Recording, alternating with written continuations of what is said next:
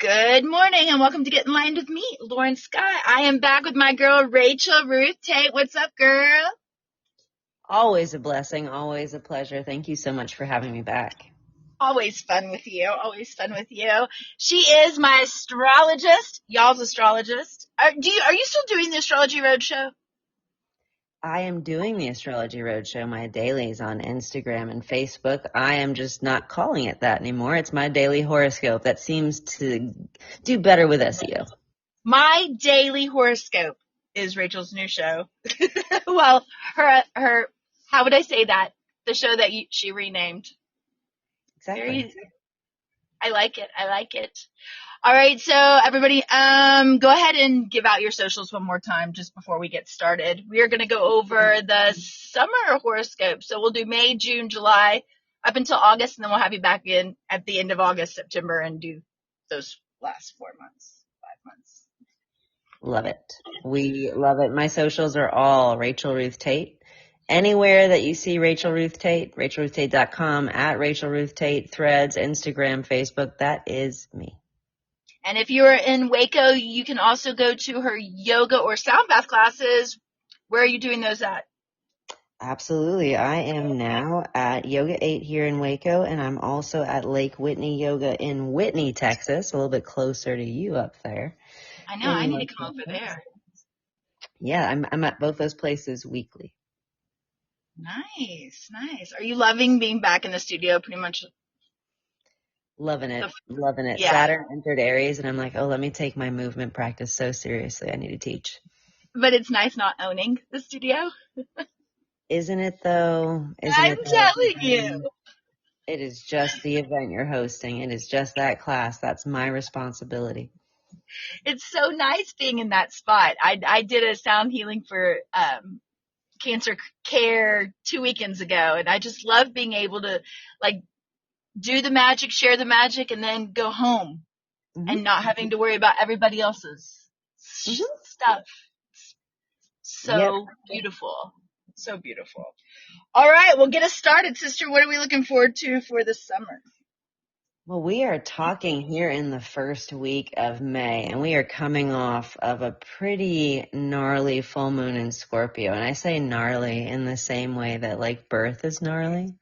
Everything is starting to bloom. You know, everything is kind of old, dead, is done, and now we are emergent. Everything's pollinating. It's popping season. Scorpio rules the genitals and the excretory system. So out with the old, winter is done. In with spring, the growth, and that has felt, I think, really transformative for a lot of people. Or really kind of, we are taking whatever this crazy astrology of the first sort of half or first quarter of this year, which was pretty tumultuous and exciting. And I would say May and June are two of the best months of this year. Best as in most relaxing or most chill. Kind of mirrors last year. Last June was my favorite month. I think this June is my favorite month. This May is pretty sweet. That moon was really the last little bit of like a little yuck. And now that we've gotten that out of our system, we are in the middle of Taurus season. We're coming up on a new moon in Taurus. So, hey, all the Taurian archetypes, the wonderful food and wine, the garden, the grass, the flowers, you know, the soft sheets that you got to hang on the line because it's so nice and sunny. That's all the Taurus stuff. And that stuff is available for us right now. We've got Mercury in Taurus. Maybe we're doing some business here. We've got a new moon coming up in Taurus, one of my favorite lunations. It's an exalted new moon, which gives us some of the stuff that feels, smells, tastes, like all the senses are renewed and reinvigorated by the annual new moon in Taurus that we get on May 16th. We get a Mercury Cazimi just before that. Mercury Cazimi, it's an aha moment. And this aha moment is about something we value. Taurus is ultimately about value. What do we like? You know, what do we prefer? What do we, you know, where do we find joy and value? Mm-hmm. And so that's kind of where we're all at here, at least for the first half of May. That Kazemi, I think, will bring us a little bit of a reclarification. Uranus, that disruptive, kind of shaking, quaking outer planet, just left Taurus. And Oh. with Mercury renewing, resetting here in that area in late Taurus, last 10 degrees, it's like, okay, that's what all this change meant. That's what it's been leading to. That's All why we've this, had a lot of the death and rebirth energy. yes. Uranus takes 84 years to do its cycles, and it shakes up every spot that it connects with. And for the last 7 years, since 2018, we've had Uranus going through the typically solid, stable, fertile sign of Taurus. Mm-hmm.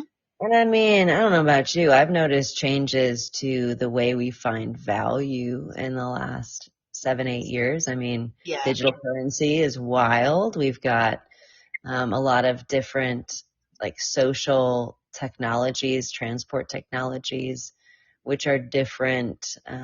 We've got a lot of, what's the word? Like I was using this example on a different podcast. Think about 2018 pre-pandemic and the role of athleisure in daily wear, and then fast forward to now. Yeah. It's kind of like we're all so comfy. We've gotten really comfortable performance fabrics and all that kind of stuff. Very, very Uranus and Taurus. So we're kind of clarifying, what did that mean? Where are we at? Do we want to keep doing our athleisure? But, we're not all yoga teachers. Is this appropriate anymore? Are we back in the office? Those kinds of things. And then we get Gemini season. The sun enters Gemini, Mercury will be in Gemini, Uranus is there. It just got there. So I think we're going to get some maybe energy of innovation, creative energy. If there's a project that you want to do this year, like something you really want to make some art, do something purpose driven or something really beautiful or meaningful. I think the lunar cycle between the new moon in Taurus lunar cycle, May 16th to the end of May, brilliant time. Brilliant. Make your art, do your crafts, design, all of those Gemini Taurus overlaps. That is what we need to be doing then. We'll have Mercury in Gemini, which gives us a little bit of a clear head to think with. Yeah. I will say that Mars enters Taurus on May 18th and Venus enters Cancer. So if there's a physical project, like if you're trying to like put up your fence, do it pre-May 18th. Mars in Aries is a whole lot more available. Okay. So hard work. And we're going to be a bit lazy, right, when Mars enters Taurus. More like stay the course. Mars in Taurus is good at like that inertia. Object in motion stays in motion. So if you want to put anything in motion, put it in motion in the next couple of weeks. And then maintain, later. And it'll be, I think we'll all just be enjoying some vacations. I know folks will be graduating. There'll be parties. There'll be, travels. There'll be indulgences. It'll be a great Taurus time. Then we get that Gemini stuff that pops up. We get a Uranus Kazemi later in the year. What is that? It is the sun and Uranus linking up. It's the first time we get a spotlight on Uranus and Gemini. And so what are we shaking up mentally? Have our creative processes changed? Are we on any new platforms of media? Are we looking at any new forms of connection or new communities? Are there new conversations that we're having? Where are typical mental patterns maybe being disrupted? And where are we kind of feeling inspired to change? Gemini is a whole lot more embracing of Uranus, I think, than Taurus. Because, hey, mutable air twins are a whole lot more in love with change than fixed Taurus. So this should feel more natural. But keep an open mind. This May 22nd, late May, keep an open mind. There might be something new, something next that is actually better and better, Yeah. And then we get this happy, exciting, fun full moon that happens in Sagittarius at the end of the month. We love a good full moon in Sag because it's Jupiter ruled. We get one Venus ruled lunation, one Jupiter ruled. We're feeling ourselves, having a good time. That full moon in Sagittarius, though, I think it'll be a little bit of an inspired, kind of like that earlier Gemini inspiration. Obviously, Sagittarius is the sister sign. So maybe there is some like, hey, we all have this exciting conversation. We all want to get together as a group and make some interesting stuff happen that we've been talking about. I get big party energy, big travel energy, family vacay vibes with this. And then Mercury enters Cancer. With Mercury in Cancer on June 1st, right after that Sagittarius lunation, if you want to be around a body of water, that might be a great idea. Anytime Cancer season comes, like at least in parts of the Northern Hemisphere, it's too hot to be outside without being in the pool. Right. So get you in a river, get you in a pool, ocean. June is good for that. And I would mark out the first couple of weeks of June too as being just really ideal for fun, for having fun, for enjoying yourself, for traveling. The luckiest day of the year, per most astrologers' estimations, is always the day that Venus and Jupiter, our two favorite cash prizes pleasure planets, when they come together. Because then it's all good and feels really good in one specific area. And in this case, it happens in Cancer. And it happens on the 9th of June. Cherry of a day, anything you're doing, I'm sure you're going to be having a great time, feeling good. Cancer is the sign of the moon. Feeling good in the body. Like, I feel good. Yeah. Really lovely day for anything. Mercury will be squaring Saturn. Not a huge deal, but it's kind of like you got to let yourself relax.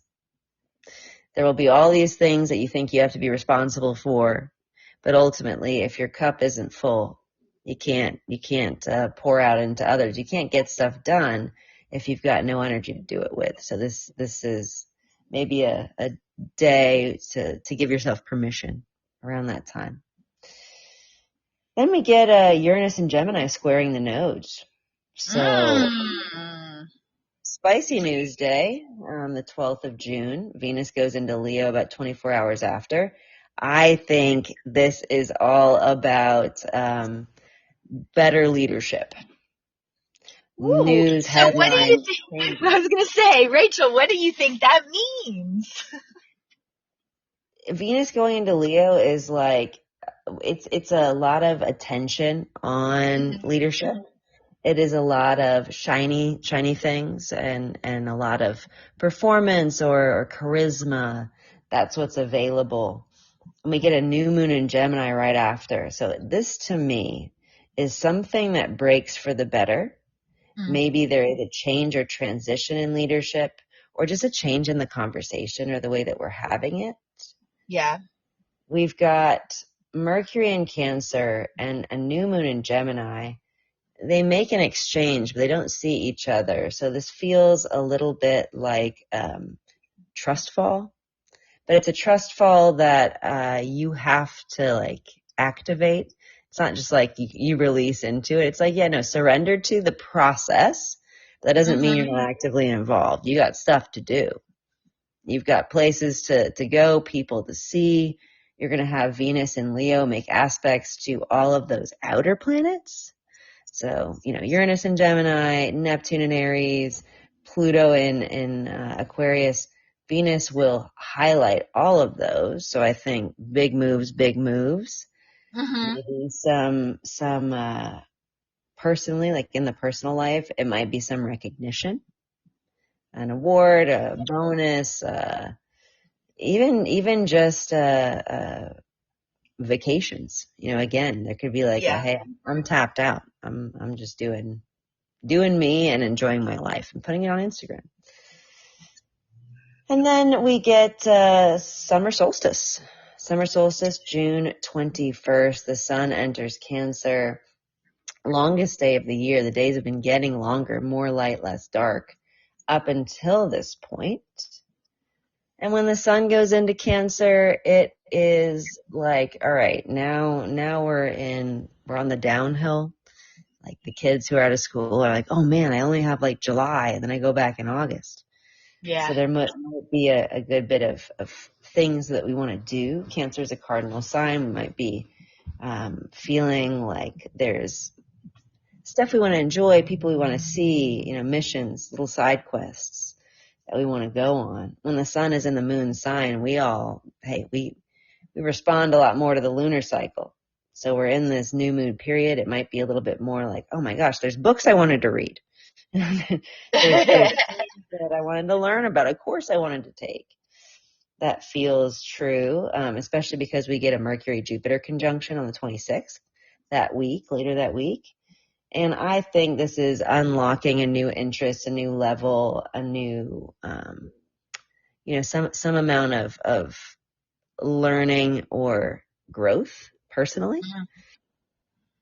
Because Mars sextiles Jupiter just like right around the same time before it goes into Gemini.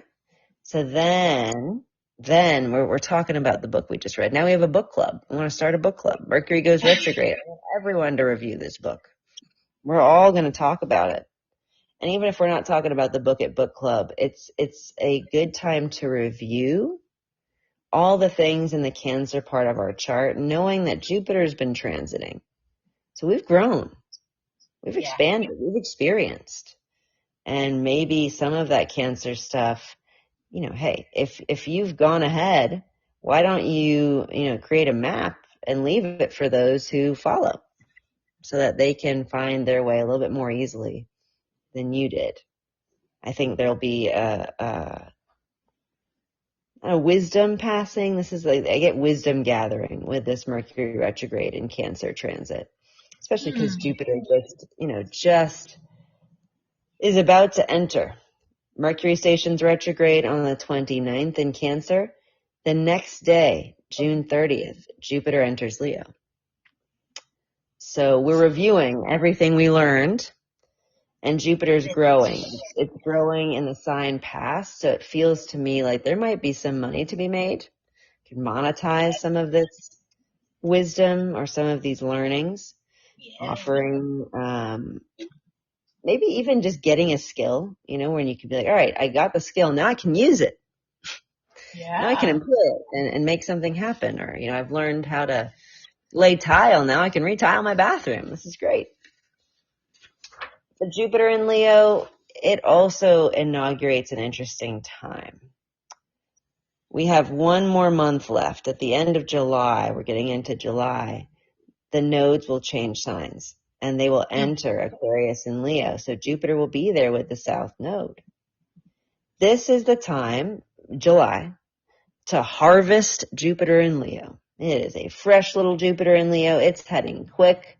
It has no nodes there. So if there's any personal goals, personal growth, something you want to develop or something you want to dedicate or understand or experience, I think Jupiter in Leo is good for personal experience. Put that on the forefront. This is the best time for that. Jupiter is going to be with the node the whole rest of the time, and the node releases. The South Node cleanses and clears. And so maybe there's going to be a little bit of ego for all of us. We drop the ego a little bit during that, but Jupiter enters Leo. The next sort of big thing that happens after that is the Mars-Uranus conjunction that happens on the 4th, Saturday the 4th of July. Hey, I on purpose plan to not be stateside on July 4th. Yeah. Mars-Uranus in our own U.S. natal chart, the U.S. Sibley chart, they're there in Gemini. It's a little spicy. Sorry, Uranus is in Gemini. It's a little spicy. So it's a recurrence. It's our the birthday of the country.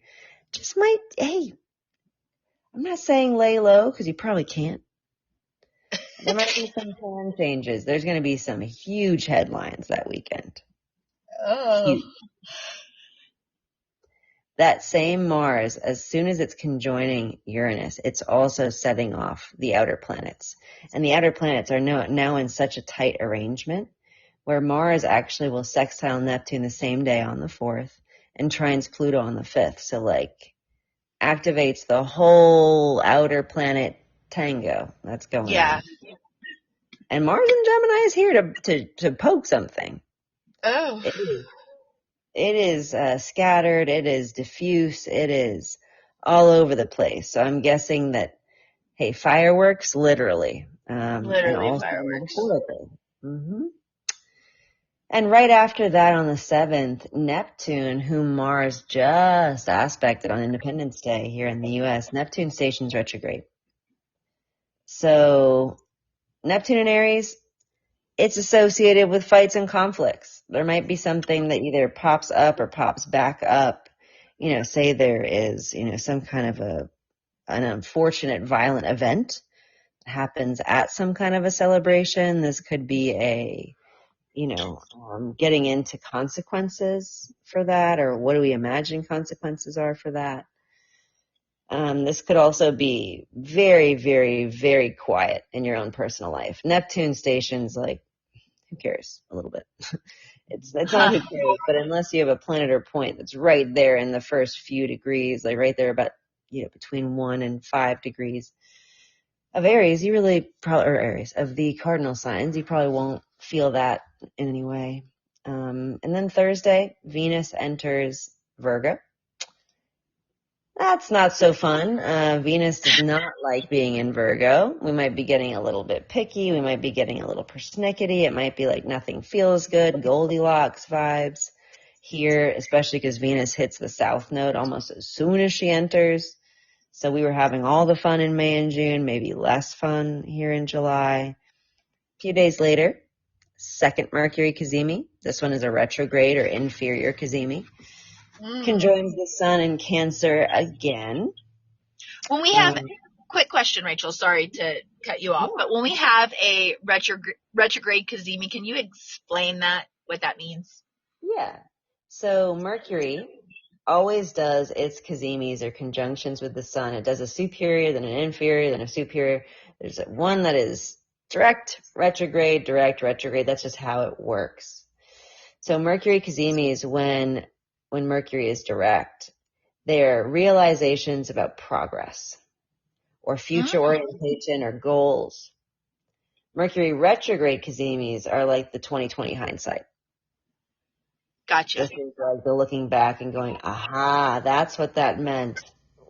That's what that was about. That's why that thing. So will that be wrapping up, like what time schedule will that be looking back at? So we get that first cazimi. I say the first, the one we talked about. We get the Mercury cazimi in Taurus on May 14th. Mm-hmm. And this is a reflection from that time. So, about 2 months afterwards, July 12th, we get that Cancer cazimi. This to me is the body keeps the score thing. This is in Cancer. This is the sign of the moon. So, like, how do you feel? Like gut feeling. Like, actually, how does everything have your body feeling? How are you feeling within it? Like, literally, physically. Are you taking good care of yourself? Where does this summer find you? And then we get the new moon in Cancer. So I think it's a great time. We just have that cazimi. We get the moon. Moon's in its own sign. It's a time for nourishment, a time for taking care, a time for feeding, a time for cleansing, very cleansing. And the next day, like less than 24 hours, I think, after that moon, we get the outer planet aspect that has been building up. We get 2 later this week. We get Uranus in Gemini, sextiling Neptune. Then we get Uranus in Gemini, trining Pluto. This is way more geopolitical, way more, Yeah. transpersonal, societal, global. I would say July is definitely a time when leadership structures, governmental structures, there is some reorging because necessity. That's what Uranus, necessity usually mothers invention, and Uranus is invention. Top that off with Jupiter. A couple of days later, Jupiter's in Leo. It is having this larger conversation, albeit it's moving faster. Jupiter is a 12-year cycle. So Jupiter trines Neptune and sextiles Uranus and opposes Pluto on the 20th and 21st. Given whatever shakes up and shakes out, now what about you? What do you do with it? That's that Leo. Okay, how does that affect you? What's the best way for you to work with, the current political climate? Or you to work with the resources that you do or don't have access to? You to work with the community that you're a part of, the country that you live in, all that kind of stuff. And I think Leo season will help bring some relief to whatever stress there is in the middle of July. Leo season starts on the 22nd. Sun enters its own sign. I like that. Mercury stations direct less than a day later. So kind of getting on the right path. There's a disruption and we're getting back on the path. We figured some stuff out, got some wisdom, experienced some things. And maybe Venus in Virgo, it hasn't been super fun, but Jupiter in Leo, it's good for you. Growth. Growth game strong. Well, we keep growing and going because later in that month in July on the 25th, we get another big outer planet aspect. And that is Neptune, which just stationed retrograde. It will sextile Pluto. So these things are not common. I mean, Neptune is a 165-year cycle. Pluto is a 249-year cycle. Anytime they have an exact conversation, it's a once-in-a-lifetime event. Yeah. And this feels personal because Neptune's in Aries, our own dreams and wishes. And this feels really social because Pluto is in Aquarius. This transit reminds me, and I spoke about it with you a little bit earlier, and I said something like this to another astrologer I was speaking with earlier. You remember what things were like pre-pandemic? Yes. And how any thoughts or, ideas about the future, what the future would be, your future would be, they just all are different. Like nothing is actually the same. Yes. This transit highlights that. Ah. So now that we've had some time, now we've had 6 years to get adjusted to whatever new normal is, socially, globally, then what are our new dreams? Like, what do we want to do? For real. Now that we're sussing it out, we're getting acquainted. Yeah. With a new way of things. So then what's your role? And what dreams have to die? And what dreams are then born? Like Phoenix style. And Saturn emphasizes this, the Plutonic part of transformation, because it stations retrograde the next day. The nodes change the next day. Might be another busy news cycle. Lots of stuff, attention on leaders, attention on celebrities, all that kind of thing. Because we get the Sun in Leo. Again, Sun entered Leo. It's now making all those connections. It's opposing Pluto. It's trining Neptune. It's sextiling Uranus. Conjoining Jupiter, all those things. And at the end of the month, we get a full moon. We get a full moon in Aquarius. Saturn sign. So this is some serious business. And it's full moon, I think, right there on Pluto, if I'm not mistaken. So big transmutation, transformation, metamorphosis. Not just individual, albeit, hey, South Node is in Leo. So like we are changing our own ideas of who we are in this mix.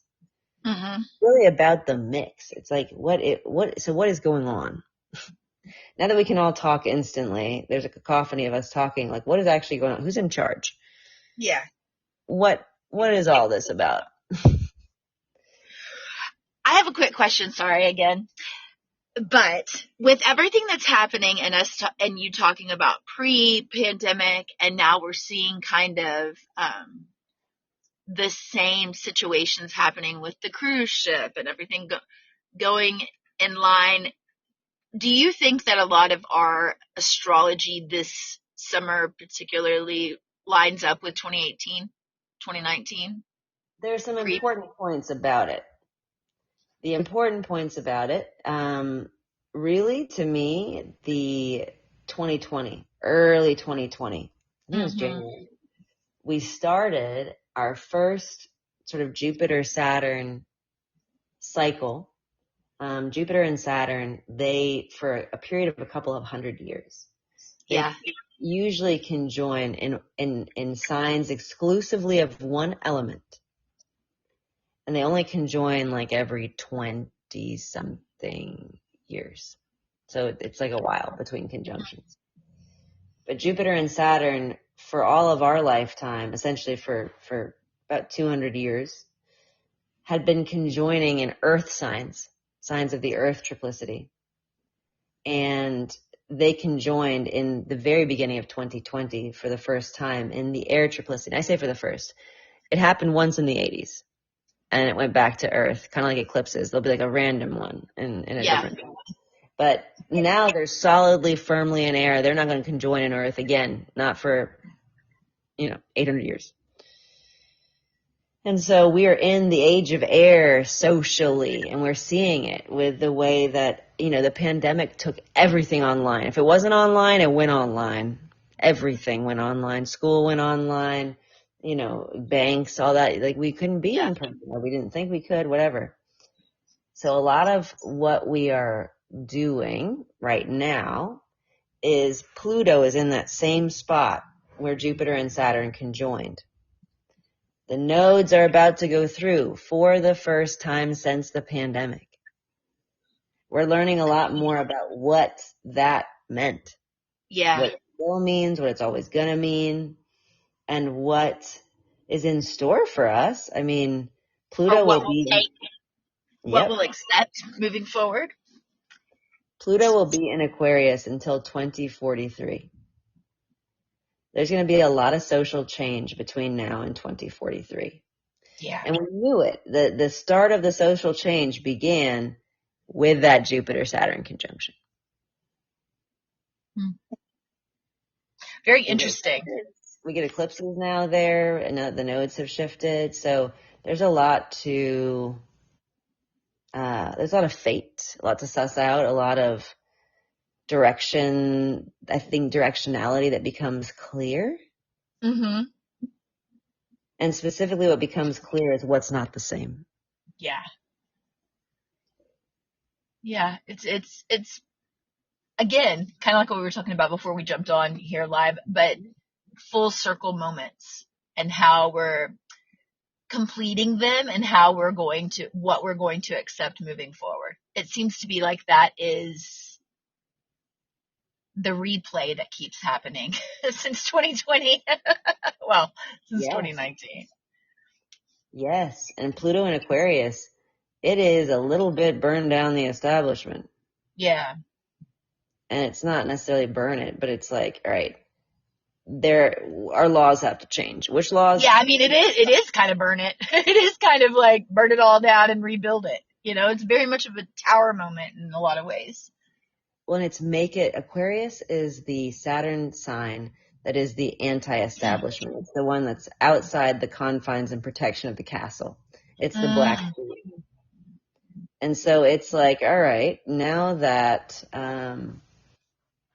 we're all sort of outside the castle, what do we think about that? What do we think about everybody up there in the castle hoarding everything? Not so great right now. Not so great right now, Rachel.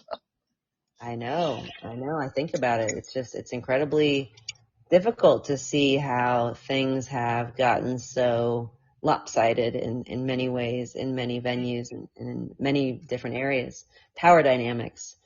And I think this Jupiter-Pluto opposition period is going to be very indicative, or very, very, to your earlier point, it's going to harken back to that 2019, 2020 timeframe. Yeah. It's a big month. July is the spicy month, so enjoy May and June, like 100%. Because July's going to be spicy. And I don't hate it. I mean, if you have big Leo placements, you're going to like it. If you have, I think it's going to be toughest on the cardinal signs in terms of what has to change. But I think cardinal We're signs okay. are always about pivots. They're about progress. They're about direction. Yeah, we live in that. Yeah. Yeah. I speak because I am a double cardinal sign. Which gives you total, hey, go be your cardinal self. Yeah. We deal with change a little bit easier than the most. I think it's because we've been having to deal with it for the last, 18 years?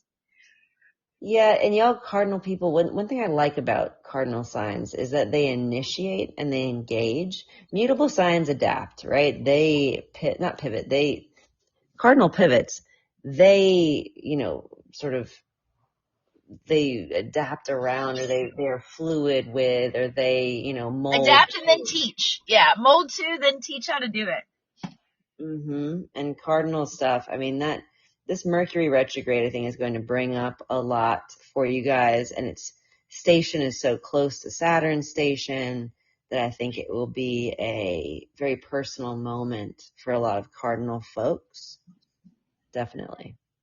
Yeah, for me, it's obviously Aiden going to school and me starting an empty nest life. And that is the big transition and change, and like coming back to myself, putting out another book, doing an app literally on the days that you've mentioned. Of course, not even knowing about that. Well, and one great thing is that a few days later, and I won't get into August because I know we're going to save that for the next time, but we get Venus entering Libra. She's in her sign. She's in the cardinal axis. She's giving us an upgrade and helping us to deal with all of this other energy. So give them one thing that they can do with enjoy May and June. July is going to be spicy. What's one thing that you can give advice towards for this summer to anybody that's going through it? The things that you want to be doing now through the summer. Make your plan of attack before Mars enters Taurus on the 18th.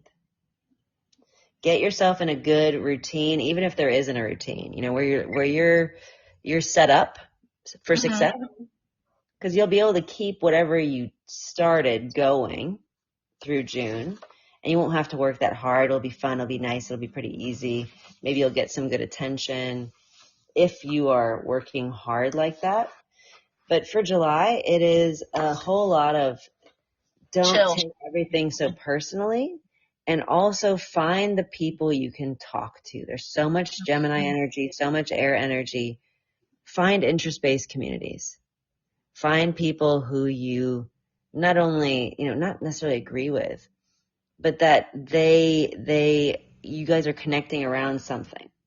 So it makes it easier to connect over things maybe we don't agree on when we're all there because we all build airplanes and we're building hobby airplanes together. So we agree on something very central and very specific. And then maybe that's a better platform to engage in all the rest of the kerfuffle, because we all know why we're here. If I'm sitting there in a group of folks, food and beverage service industry, we're all here because we love to eat and drink and we're nerds about it. So we can talk about other stuff. Process other stuff while being connected by something important. With Venus in Virgo, it's hard to connect over things. You can feel a little bit picky or a little bit persnickety, like I was mentioning. So having that, if you're in a group of people that you respect, at least their activities or their interests, or you share something mentally with Venus in Virgo, that's great. So if you can learn something in July, and if you can connect with people who are learning in the same direction, that is kind of the hack for me. Well, thank you, girl. I'm excited about this summer. Like, I think it looks wonderful and is exciting, and I'm excited to step in this next life cycle. So thank you for coming on here and sharing the star language. Thank you so much for having me. And I hope that everyone has a much sweeter, softer, gentler May and June than we did at January through April. Right? It has been a little interesting, hasn't it? Yeah. Hey, it is written. It's written in the stars. It is written. Yeah, literally. Well, thank you, Rachel. Is there anything else that you would like to talk about, or are we good to go? Because we are good to go. If folks want to book their own natal chart reading, if they're like, wait, what does Jupiter and Leo mean for me? I highly suggest you do, by the way, guys. I highly suggest you do, because when you do a reading with Rachel, she goes through all of the things that you just might not know the lingo of and what that means and how it is. And so if you can, how do they do that? Well, they can go to my website, rachelruthtate.com, and there is a book link that's right there on the homepage. There's a booking tab, and you have a special code. They can use code Lauren. Woo! All right, everybody, go book your astrology report with Rachel and use Lauren. And thank you again, girl, for getting on. Love you big. Exciting to see what the future holds. And we will be back in August for season 4. And I think that I'm coming to you, Rachel, so we can actually do some video stuff. Oh, heck yeah. Let's do it. So I'm super excited about that. And thank you guys for being on Get Enlightened with me, Lauren Scott. Thanks, Rachel. Thank you.